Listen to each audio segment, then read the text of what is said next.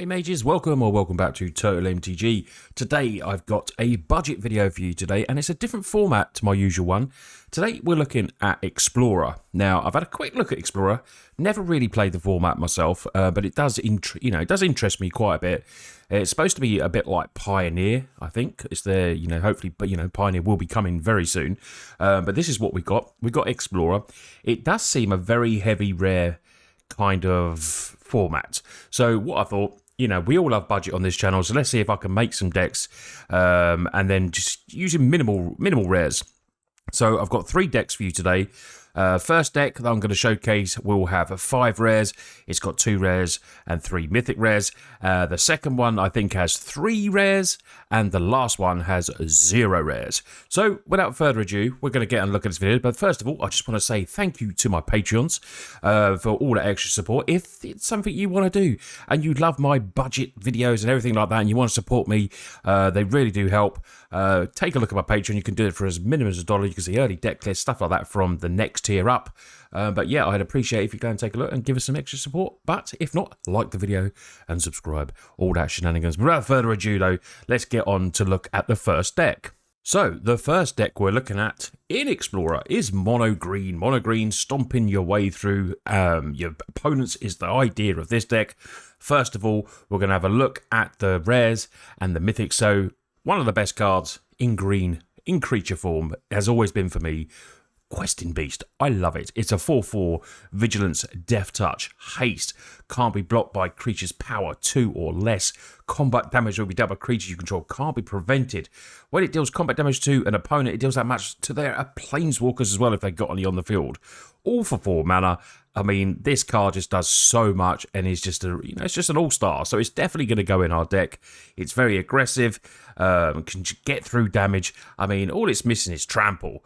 But if we want some trample, we've got that in the other 2 rares, which is Froghemoth. 4/4 Trample Haste. This one does cost 5 mana. It's a rare card. Deals combat damage to a player. Exile up to that many target cards from their graveyard. You get to put 1/1 counters on this for each creature card exile this way. You gain 1 life for each non-creature exile this way. So even if they haven't got the creatures in there to make this into even bigger stompy frog horror creature, you can gain a little bit of life as well. So mono green is about getting creatures down, getting big beaters down, and these are our big beaters. The other one is Renata, Called to the Hunt. Now this power is equal to the devotion to green.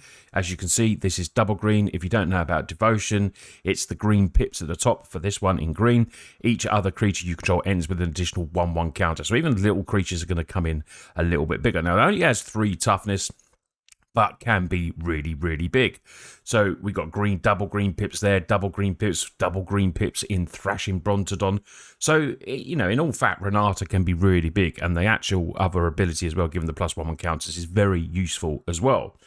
So we got a little bit of ramp. We got Llanowar Elves in there because we want to be playing these bigger creatures earlier if we can. We've also got Prosperous Innkeeper. Come in, make a treasure, and a bit of life gain in case we need it, playing against those burn decks that are, quite prevalent as well. We've got another little elf there, Elvish Visionary. Comes in 2 mana. Nice blocker, might be coming in as a 2/2 potentially with our Renata in there, but then does come in and draw a card, which is nice to refill your hand a little bit. Next creature, Barkhide Troll. This is a really good uncommon card. Double green, so got the pips for us. Ends a battle with a 1/1 counter. Remove the 1/1 counter from Barkhide Troll. It gains hexproof until end of turn. Now, like I said, we might be able to get extra ones with Renata as well. We've got Jewel Thief. Trample, we want to get over the top. Vigilance Trample, 3/3, ends a battle, create a treasure token, bit more rampage. Has Vigilance as well, so it's always going to be there as a blocker and can trample over. And like I said before, if we can get this bigger, it's always helpful. Now, this will help us as well in ramp. 2 mana spell, get this down. All the creatures tap for the mana, and then the 3rd lore counter, put the 1/1 counter on each creature you control. They gain Vigilance, Trample, and indestructible to end of turn. So helps with the slight counter theme as well, and the trample, all important to get there. This is still going to be good on the following turns. If we get this down turn 2, then it's going to be 3, 4 by turn 4. Hopefully we'll have more creatures on the field, and we've got a little bit of damage in. Then we can go over with some big swings. Is the idea of that. We also have Thrashing Brontodon.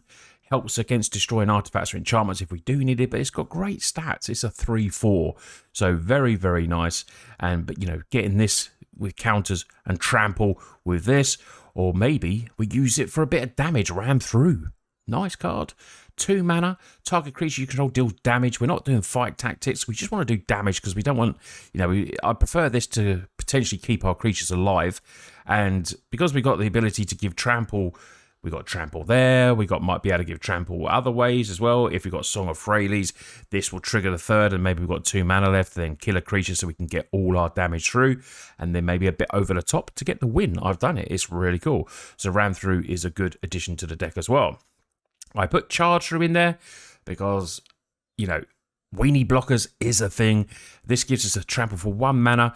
You know, if we've got a massive Renata on there and we haven't got any other ways to give it, but we've got a combat trick to do it, this could be anything. This could be like 7/3, 8/3, 9/3, 10/3. We get to draw a card and combat trick potentially for the win as well. Bit more protection with Snakeskin Veil in this deck. 1/1 counter and hexproof to end of turn.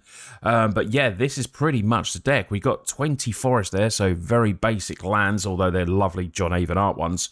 We got a Kalini ambush,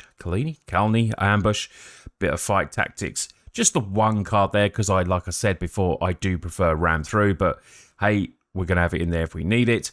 And then Barkhide. When you're playing budget, it's always good to have a little bit of recursion. Maybe want to get back a quest in, any one of our really good creatures that we need. Barkhide will be in there. You could possibly run 2 of these if you want, just drop an extra forest. But initially, I've just put 1 in. So if you like aggro and you love green, even if you don't love green, you love stomping creatures, this is the deck for you to get started with. Our next deck is a mono black control, and the rare is 3 of them, just 3 in this one, is Gonti, Lord of Luxury. It's a 2/3 Death Touch, costs 4 mana, has a really cool effect ability when it enters the battlefield. Look at the top 4 cards of target opponent's library, exile 1 face down. You may put the rest on the bottom of the library in any order. Look at that card, cast it as long as it remains exile, and you can spend any mana as well. So it doesn't matter that you're mono black and you've got swamps. If you're playing, you know, blue decks or anything, you can still play them with your swamps as well. Very good. Death Touch helps against a little bit of evasion, and just a cool effect to see what your opponent's playing and maybe nick their best card and play it for yourself. You know, it's just really cool. So what else we have in this deck? We have a little bit of a cool combo. So what we have here, we have Dockside Chef. Now, we can sacrifice an artifact or creature to draw a card. We have Retributive Wand. Now, we can pay the 3 and tap this and get rid of little blockers or just ping our opponent or anything like that. But when this is put into the graveyard from the battlefield, it does 5 damage to any target. So it is a great way for us to finish out the game. Dockside on there, paying the 2. We've done what we need to do with the wand, and then we bang 5 damage to any target, maybe a big creature, but potentially we want to be killing our opponents with these. So we have 4 and 4. We want to be just killing our opponents. It's such a cool way to win a game. Failing that, we have, you know, our control package. We have Yarok's Fenlurker. Ends the battle, each opponent exiles a card from their hand. Bit of hand destruction. This can be pumped up eventually end game, and you know, just be, you know, a little bit of a beater. You have to pay 3 to get the +1/1, but still pretty cool. We have it's in the deck. We have the Ravenous Chupacabra, destroy target creature opponent controls. Lots of destruction and lots of really good interacting creatures when they enter the battlefield, like Playcrafter. Each player sacrifices a creature or planeswalker. If they can't, they discard a card. Now, there's cards like Shambling that we don't mind sacrificing, -1/1, or Create a Treasure. It's going to be doing a job for us. And then we have, you know, plenty of removal. We've got Fateful Push. We've also got Infernal Grasp. This is what black does really well. This guy, Elspeth Nightmare, I like. Destroy target creature. Then we get to look at their hand. The power 2 or less, that was. Get them to discard a card. And then against the graveyard decks, it's going to be good. We get to exile the graveyard as well. We've got Hero's Downfall as an extra piece of removal. And card draw. Deadly Disputes. However, this you can sacrifice an artifact, so that gives us another way to put Retributive Wand. Now, we want to be, you know, chipping away with our creatures if we can, and then we do the 1 damage and do 5 damage to opponent, and that is the way that this deck is winning, controlling the board state as much as we can, and then doing our either Chef, Wand combo, or we're doing it with Deadly, either way, and just keep you know, keep pecking away with that 3 damage until we need or get close to winning the game. Land base, very simple, 20 swamps, and I've put a couple of witches' cottages in there. If you control 3 or more swamps, you may put target creature card from your graveyard on top of your library, like I said in the previous deck. Bit of recursion, so we can get back potentially something Argonti, which, you know, can be a win con as well, because you never know what you're going to pull. And so you could put a winning card and get something really big onto the battlefield. But yeah, Chef Wand, love this part of the deck. It's really fun if you can get to put it off and win that way.